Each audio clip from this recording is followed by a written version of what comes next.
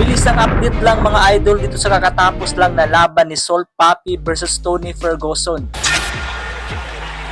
Sa kasamang palad po mga idol, natalo po ang ating pambato na si Salt Papi via 3rd round TKO. Hindi po ito inaasahan ng karamihan mga idol, lalo na't yamado ang ating pambato bago ang laban. Dahil isang UFC legend po itong si Ferguson at wala pang experience sa pro boxing. Pagdating sa mismong laban, lamang sana itong si Salt Papi mga idol. Si Ferguson ang naging agresibo sa laban, kaya ang ginagawa ni Salt Papi mga idol ay puro counter na lang at patakbo-takbo. Dahil matigas din itong si Ferguson mga idol, kahit na natatamaan ng solid ni Salt Papi. Pagdating ng 3rd round mga idol, dito na po natamaan ng solid si Salt Papi hanggang na corner ito. Dahil sa walang sagot si Salt Papi sa sunod-sunod na suntok ni Ferguson, kaya itinigil agad ng referee ang laban. Masyadong maaga po ang pag-awat ng referee mga idol. Kahit makikitang hindi naman nasasaktan itong si Salt Papi o narugi man lang. Kaya pa sanang lumaban ng ating pambato pero wala na pong magagawa si Salt Papi mga idol dahil ang referee na po ang nagdesisyon. Kaya makikita sa mukha ni Salt Papi mga idol na dismayado ito sa desisyon ng referee.